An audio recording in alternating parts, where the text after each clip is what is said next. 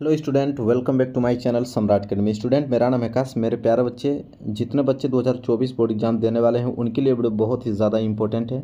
आज मैं आप लोगों को बताने वाला हूं साइंस के महत्वपूर्ण बहुविकल्पीय प्रश्न, ठीक है, जो कि आप लोगों को सबको मालूम है कि 20 नंबर के ऑब्जेक्टिव क्वेश्चन पूछे जाएंगे, ठीक है। और ये 20 नंबर बहुत ही ज़्यादा सिंपल होता है, ठीक है। चाहोगे तो 20 में 20 पूरा नंबर ला सकते हो। अभी से प्रैक्टिस करना चालू कर दो।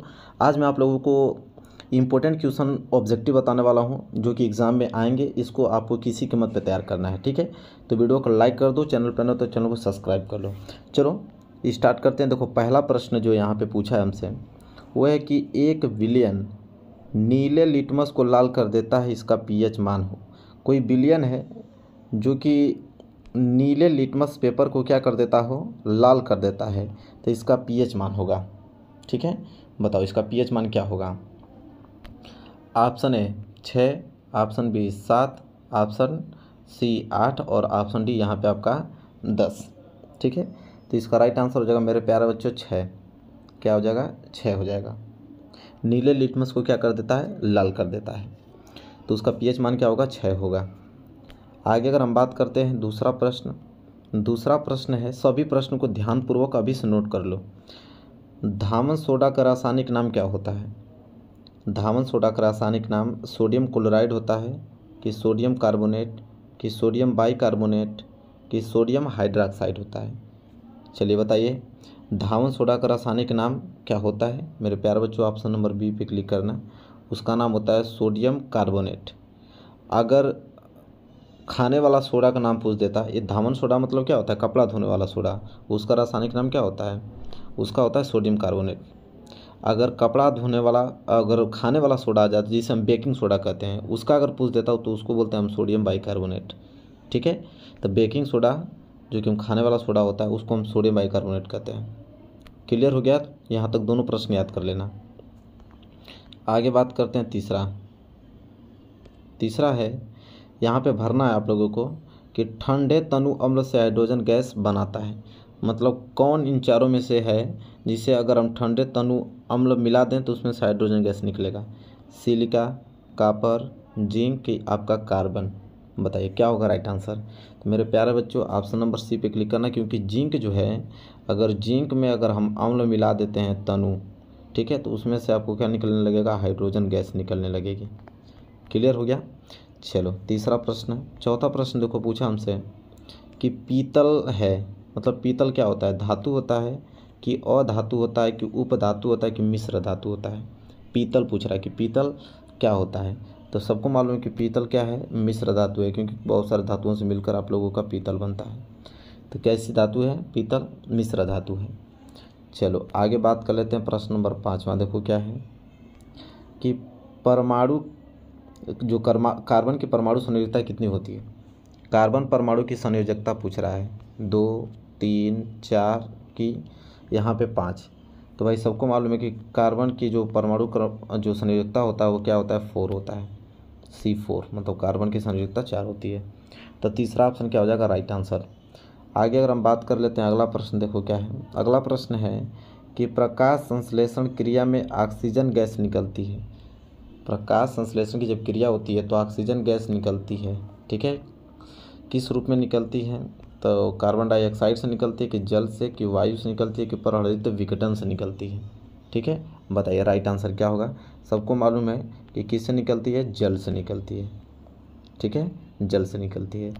चलिए आगे बात कर लेते हैं। 7वां प्रश्न देखो क्या है कि स्वपोषी पोषण के लिए आवश्यक है। स्वपोषी पोषण मतलब समझ रहे हैं, जो अपना भोजन स्वयं बनाते हैं तो उनके लिए क्या आवश्यक होता है। जैसे अपना भोजन स्वयं पौधा बनाता है, जब तो पौधा अपना भोजन बनाता है तो उसके लिए क्या चाहिए, कार्बन डाइऑक्साइड तथा जल चाहिए कि क्लोरोफिल चाहिए कि सूर्य का प्रकाश चाहिए कि उपयुक्त सभी चाहिए?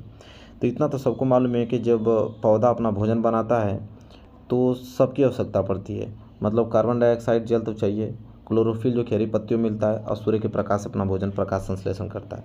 मतलब चारों चाहिए, उपयुक्त सभी। चलो आगे हम बात कर लेते हैं। प्रश्न नंबर 8वां देखो क्या है। प्रश्न नंबर 8वां है कि यकृत स्रावित करता है, ठीक है। यकृत मतलब क्या होता है, लीवर। तो लीवर क्या स्रावित करता है, लार, जठर रस, यहाँ पे आपके पीत रस की अग्नाशयिक रस? तो यकृत जो है स्रावित करता है, ठीक है। वो क्या स्रावित करता है, तो पीत रस। ये याद रखना बहुत ज़्यादा इम्पोर्टेंट ये प्रश्न है। तो यकृत स्रावित करता है क्या, पीत रस स्रावित करता है। चलो प्रश्न नंबर 9 देखो। प्रश्न नंबर 9 है यहाँ पे कि पादप में जाइलम उत्तरदायी है। पादप मतलब समझते हो, पौधा। तो पौधा में एक जाइलम पाया जाता है, उसका कार्य क्या होता है, तो जाइलम का कार्य पौधों में जो होता है, ऑप्शन ए जल का वहन, भोजन का वहन, अमीनो अम्ल का वहन कि ऑक्सीजन का वहन। तो मेरे प्यारे बच्चों, जो जाइलम होता है ना, वो जल का वहन करने में सहायक होता है। ठीक है, पौधे में जो जाइलम होता है वो जल का वहन करता है। और एक फ्लोएम आता है पौधे में, तो फ्लोएम अगर पूछे तो फ्लोएम जो होता है वो भोजन का वहन करता है। तो दोनों याद रखना, दोनों प्रश्न आ जाते हैं। चलो प्रश्न नंबर 10वां देखो क्या है कि केवल जल में घुलनशील होता है। अगर जल की हम बात करें तो जल में घुलनशील कौन होता है, मतलब विटामिन ए, विटामिन डी कि विटामिन के कि विटामिन सी होता है, बताइए। जल में घुलनशील, तो देखो जल में घुलनशील होता है आपका विटामिन यहाँ पे सी। ठीक है, विटामिन सी जो है वो जल में घुलनशील होता है, जल में घुल जाता है। आगे बात करते हैं प्रश्न नंबर 11। देखो प्रश्न नंबर 11 है कि पराग कोष में होते हैं। तो पराग कोष में क्या होगा, वायदल होगा कि अंडाशय कि अंडक होगा कि परागकण। तो देखो ये तो बहुत ज़्यादा सिंपल है कि पराग कोष में जो यहाँ पे दिया है, तो पराग कोष में क्या होगा, तो पराग कोष में जाहिर सी बात है कि परागकण होगा। तो इससे रिलेटेड कर लेना, तो ये क्वेश्चन आप लोगों को आसानी हो जाएगी याद करने में। आगे अगर हम बात कर लेते हैं तो प्रश्न नंबर 12 देखिए क्या है। प्रश्न नंबर 12 है कि डीएनए पाया जाता है।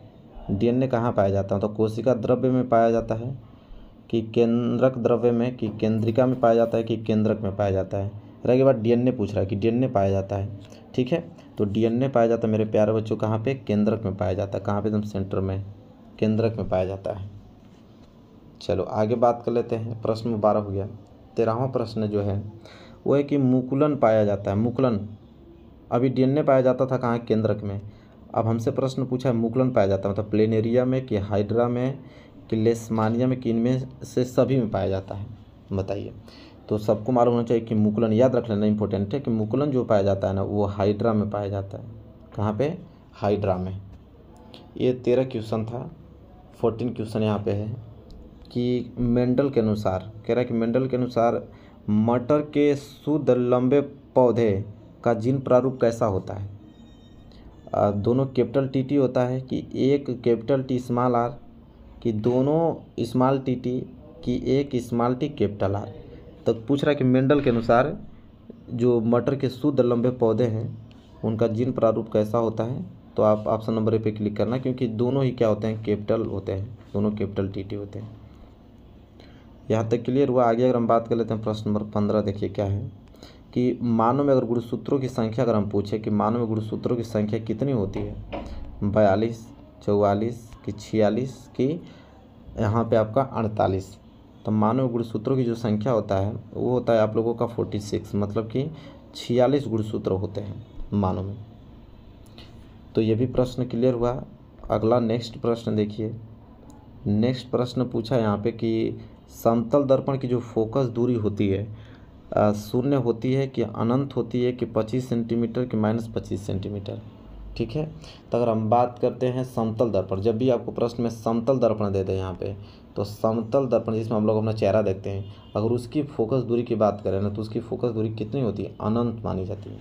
कितनी, अनंत होती है।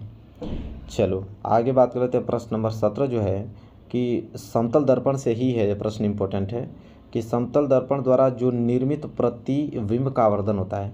अगर समतल दर्पण में जो प्रतिबिंब बनता है, जैसे हम लोग अपना चेहरा देखते हैं तो उसमें जो प्रतिबिंब बनता है उसका आवर्धन पूछ रहा है कि उसका आवर्धन कितना होता है। एक होता है कि एक से यहाँ पे कम होता है कि एक से अधिक होता है कि अनंत होता है। ठीक है, तो यहाँ पे जवाब देना एक होता है।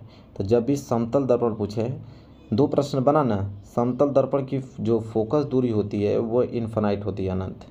अगर आवर्धन पूछ दे, ठीक है, एम का वैल्यू आवर्धन, तो आवर्धन कितना होता है, एक होता है। क्लियर हो गया। चलिए आगे बात कर लेते हैं। प्रश्न नंबर 18 कि एक अवतल दर्पण की वक्रता त्रिज्या 30 सेंटीमीटर है, इसकी फोकस दूरी होगी। तो देखो अवतल दर्पण है ना, तो अवतल दर्पण में वक्रता त्रिज्या प्लस में होती है। तो आर बराबर आपको दिया है यहाँ पे +30 सेंटीमीटर। अब फोकस दूरी पूछ रहा है तो यह बराबर क्या होता है, r/2 होता है, मतलब r का आधा कर दो तो 30 का आधा करोगे तो कितना हो जाएगा, 15 हो जाएगा। तो इसका राइट आंसर आ जाएगा 15 सेंटीमीटर इसकी क्या हो जाएगी, फोकस दूरी हो जाएगी। ठीक है, चलो आगे बात करते हैं प्रश्न नंबर 19। प्रश्न नंबर 19 है कि निम्न में दिए गए माध्यमों में से प्रकाश की चाल न्यूनतम है। मतलब कि यहाँ पे 4 माध्यम दिया है, जैसे हीरा में, जल में, कांच में, केरोसिन में। मतलब इन चारों में किन में जो प्रकाश की चाल होगी न्यूनतम होगी, ठीक है, मतलब कम होगी, कि इसमें प्रकाश की चाल सबसे कम होगी। तो याद रखना कि जिसका अपवर्तनांक अधिक होता है, अगर अपवर्तनांक अधिक है तो प्रकाश की चाल उसमें क्या हो जाएगी, कम हो जाएगी। तो सिंपल जवाब आप दोगे कि हीरे का अपवर्तनांक सबसे अधिक होता है। जब हीरे का अपवर्तनांक अधिक होता है तो प्रकाश की जो चाल होगी सबसे कम इसी में होगी। ठीक है, चलो आगे बात कर लेते हैं 20वां प्रश्न है कि सामान्य स्वस्थ आँख के लिए दूर बिंदु होता है। मतलब कि कह रहा है कि अगर आपकी आँखें जो हैं बिल्कुल अगर स्वस्थ है तो आप कितना दूर तक देखोगे, 25 सेंटीमीटर तक कि 50 सेंटीमीटर कि 100 सेंटीमीटर के अनंत में। तो सबको मालूम है कि अनंत तक देखेंगे हम लोग। अगर आपकी आंखें स्वस्थ है तो आप दूर तक देख सकते हो, बहुत दूर तक। जैसे हम लोग तो अपनी आंखों से चंद्रमा को भी देख लेते हैं। तब बताओ पृथ्वी से चंद्रमा की दूरी बहुत है कि नहीं, तो अनंत तक। ठीक है, चलो 21 प्रश्न देखो कि दूरदृष्टि दोष के कारण प्रतिबिंब बनता है। मतलब अगर आपकी आँखों में कौन सा दोष हो जाए, दूरदृष्टि दोष अगर हो जाए तो प्रतिबिंब कहाँ बनेगा, रेटिना पर बनेगा कि रेटिना के पीछे कि रेटिना के आगे कि नेत्र लेंस पर। ठीक है, बताओ। 21 वेरी मोस्ट इंपॉर्टेंट क्वेश्चन है। तो मेरे प्यारे बच्चों ऑप्शन बी पे जवाब देना। ठीक है, रेटिना के पीछे। जब दूर दृष्टि पूछना तो रेटिना के पीछे, निकट दृष्टि पूछे तो रेटिना के आगे। अगर आपकी आंख बिल्कुल स्वस्थ है तो भाई रेटिना पर बनेगा। तो क्लियर आ गया ना आप लोगों को कि दूर दृष्टि दोष के कारण प्रतिबिंब कहाँ बनता है, तो मेरे प्यारे बच्चों रेटिना के पीछे बनता है, इतना याद रखना। चलो आगे बात कर लेते हैं 22 प्रश्न 22वां कि प्रकाश का प्रकीर्णन सबसे कम होता है। मतलब प्रकाश का प्रकीर्णन सबसे कम होता है, और लाल रंग के लिए कम होता है कि पीले रंग के लिए कम होता है, कि यहाँ अगर हम बात करें आपसे हरे रंग के लिए कम होता है कि नीले रंग के लिए कम होता है। ठीक है, प्रश्न हमारा यही था कि प्रकाश का प्रकीर्णन सबसे कम होता है। तो देखो जिसका तरंगदैर्घ्य सबसे ज़्यादा होता है, प्रकाश का प्रकीर्णन सबसे कम होता है किस रंग के लिए, लाल रंग के लिए सबसे क्या होता है, कम होता है। ठीक है, चलो आगे देख लो। अगला प्रश्न जो है, अगला प्रश्न है यहाँ पे प्रश्न नंबर 23 प्रश्न है यहाँ पे कि विद्युत आवेश का मात्रक है। तो विद्युत आवेश का मात्रक क्या होगा, ठीक है, जूल होता है कि कूलाम होता है कि वोल्ट होता है कि एम्पियर। तो ये प्रश्न तो याद होना चाहिए। आवेश को किस में नापते हैं हम लोग, ठीक है, तो आवेश किस में होता है, कूलाम में। आवेश को मात्रा क्या होता है, कूलाम में नापा जाता है। ठीक है, याद रखना है। आगे बात करें 24 देखो क्या है कि किसी चालक में 2 एम्पियर धारा, मतलब I बराबर 2 एम्पियर दे रखा है, और 2 सेकेंड में चालक से गुजरने वाले आवेश की मात्रा पूछ रहा है। तो T बराबर यहाँ पे आपको 2 सेकेंड दिया है यहाँ पे, और I का वैल्यू 2 एम्पियर। आवेश पूछ रहा है मतलब Q, तो Q बराबर फार्मूला होता है I × T। तो I का वैल्यू 2 और T का वैल्यू भी सेकेंड में 2 दिया है, तो मतलब 4। और आवेश से, तो आवेश का मात्रा किस में लिखते हैं, कूलाम में। तो 4 कूलाम इसका राइट आंसर होगा। देखो दिया है तो पहला ही दिया है। तो जब भी प्रश्न आ जाए कि किसी चालक में 2 एम्पियर की धारा अगर प्रवाहित हो रही है और 2 सेकंड में चालक से गुजरने वाले आवेश की मात्रा पूछे, तो Q बराबर IT, यही फार्मूला होता है। इस पर रख दोगे तो आ जाएगा आंसर आप लोगों का। चलो आगे बात करते हैं क्वेश्चन नंबर 25, जो कि लास्ट प्रश्न है कि विद्युत धारा का मापन किया जाता है। ठीक है, अगर विद्युत धारा है तो विद्युत धारा को हम किस यंत्र से नापेंगे, मतलब वोल्ट मीटर से नापते हैं कि अमीटर से कि जूल से कि ओम से नापते हैं। तो ये सिंपल प्रश्न है कि विद्युत धारा का जो मापन किया जाता है, याद रख लेना है, वो अमीटर से नापते हैं। ठीक है, और धारा का अगर SI मात्रक पूछता तो एम्पियर होता।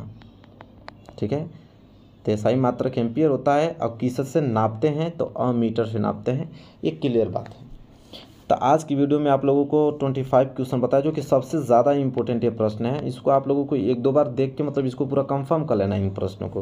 ये सारे प्रश्न बनेंगे आपके एग्जाम में, तो आप 20 में 20 नंबर ला दोगे। अगर पूरा याद हो जाएगा, आप लोगों को प्रैक्टिस करते करते हो जाएगा, तो 20 से 20 नंबर तो आप लोगों को ऑब्जेक्टिव कहीं नहीं गया है। और 50 नंबर के सब्जेक्टिव क्वेश्चन रहेंगे, उसके भी मैं इंपॉर्टेंट क्वेश्चन आप लोगों को बताने वाला हूँ, तो सारी चीज़ें कवर हो जाएंगी। तो वीडियो पसंद आए तो लाइक कर देना, और चैनल पर ना तो चैनल को जरूर सब्सक्राइब करके बेल आइकन को प्रेस कर लेना। क्योंकि देखो 2024 बोर्ड एग्जाम जो है ना, इस बार हमने टारगेट ही बना के चला यहाँ पे 95%, और बहुत अच्छे से तैयारी कराऊंगा आप लोगों को। बस आप मेरे चैनल पे बने रहिए। तो चलिए मिलेंगे नेक्स्ट वीडियो में, तब तक के लिए धन्यवाद।